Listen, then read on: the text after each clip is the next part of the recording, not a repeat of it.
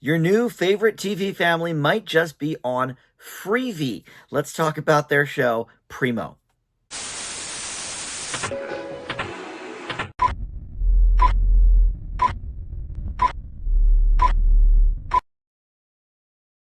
Hey guys, Dan here. This is Dan Reviews It. Welcome to my TV review for the Freevee series, Primo. Now, what is Freevee? They've got a few shows already in the can. You may have heard of a show called Jury Duty. I did a review on that earlier this year, and it's been nominated for some Golden Globe Awards, some Emmy Awards. So you can check that out on Freevee now. It is owned by Amazon.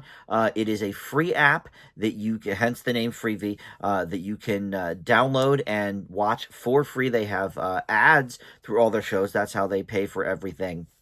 But there's no subscription fee. You just watch it, and they've only released a handful of original programs so far. The biggest one, I guess, probably other than Jury Duty, is another court-type show, and that's Judy Justice. Judge Judy brought, her brand of, sardonic judge wit to this new show called Judy Justice when she decided to wrap up Judge Judy, her show, for 20-some years or whatever, over at CBS. So anyway, that is Freevee, if you're unfamiliar with what it is. But let me tell you about this show because I love this, and nobody's really talking about it, so I wanted to do a review on this one. So the show is called Primo. Before I launch into the specifics of it, though, let me first welcome you into Dan Reviews It. Thank you for finding my video here.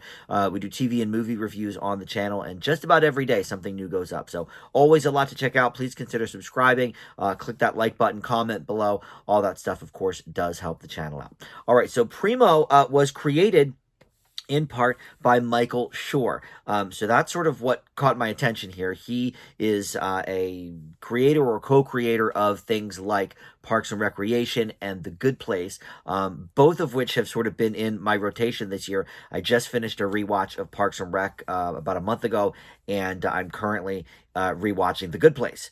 So, Michael Schur is like in my wheelhouse. You may know him, though, if you're an Office fan. He played Cousin Mose, and he was, I guess, a writer on there as well. And in fact, all three of Amazon Freevee's original comedies are brought to us from people that we already know from very successful other shows. So Jury Duty was co-created by Gene Stupnitsky, who was a writer for many years on The Office, and then a show they had out last year called Sprung. Greg Garcia also created My Name is Earl, and he created Sprung. So, between the three of these shows, there's somebody involved with something else that is very popular, something that you've probably seen at least a few episodes of along the way. So Primo is no different, and not only is it co-created by Michael Schur, who we love, but you may recognize Shea Serrano, who is a popular podcaster, and he's done, stuff on pop culture websites about sports, about entertainment, whatever. I was kind of familiar with the name from a movie podcast that he's a part of. But anyway, this is based on sort of his upbringing a little bit, and his life as a teenager in San Antonio, Texas. So, think of him sort of as the main character. So let's get into the specifics of this show. I think we've talked enough about what Amazon Freevee is, right? But this stars Ignacio Diaz Silveiro as this kid who is sort of a stand-in for Shea Serrano. He's called Rafa here, but also goes by Primo. He is a high school junior and just, trying to figure out his life. But you have Christine Vidal as Drea, who is Rafa's mom. She's popped up in a few things. I know her from the TV version of Training Day they did like 5 years ago.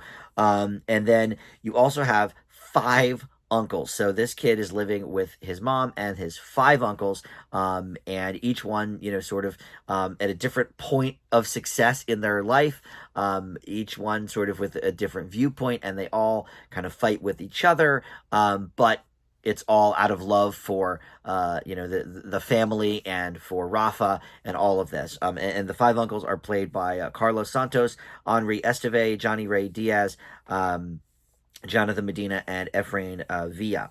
And there's a couple of friends in the mix as well that Rafa has that we get to know through the series. So, look, this is, I said up top, Primo, this might be your new favorite TV family. We don't see really a ton of TV family sitcoms anymore. When I was a kid in the 80s and 90s, that was like, all the rage between, Growing Pains, Who's the Boss, Family Ties, Roseanne, Married with Children, The Cosby Show. Almost every show really was, about a family. Cheers was kind of an anomaly, in the sense that it was, a bar and not, but they were a family in a sense, right? But anyway, we don't see a lot of that type of comedy these days. A lot of workplace stuff, and maybe that's because of things like The Office and Parks and Rec. I don't know, but the family sitcom has sort of fallen out of favor a little bit. There's still a few on the networks. You still have the Connors. Speaking of Roseanne, but there's a few, but for the most part, they kind of die pretty quickly. Sprung, I believe, actually. Did not get renewed on Freevee. So I think there's only going to be one season of that. That's a family comedy with sort of everybody's an adult. But, very seldom do we have a show with kids anymore in terms of a family, unless it's on like Nickelodeon or Disney Channel or something. But, some of these prestige comedies, not really. Even Abbott Elementary, it's not really about the kids, not that that's a family, but, it's a workplace show. But again, we don't really get to know a lot of kids in that. It's more about the adults. So here we have, the coming of age stuff with the kids, but the comedy, I would say, comes from these uncles, all sort of fighting with each other, like I said, out of love for the rest of the family. But the writing here is really sharp. Now, I'm not sure that the writing is as clever as Parks and Rec or The Good Place. I mean, The Good Place is sort of in a class by itself, because it's just so different from anything else. Parks and Rec certainly had sharp writing, but at its core, it's a workplace comedy, whatever. But, Good Place was like this surreal kind of existential sort of show. And you certainly couldn't pick it up episode by episode. You had to really, track through the whole thing. So that's sort of an anomaly into itself. But the writing here is very funny, very crisp, and I think as this season goes on and as the series goes on, I only watched the first 4 of the 8 episodes. Hopefully we'll get more seasons, but as that sort of goes on, I think the comedy is going to be based a lot around getting to know these characters. Some of the best sitcoms of all time sort of have that in common. As the shows go on, season after season after season, the comedy comes more from knowing the characters rather than like set up joke. And you could say that, with Friends and Everybody Loves Raymond and, a lot of the popular shows, from the last 20 or 25 years.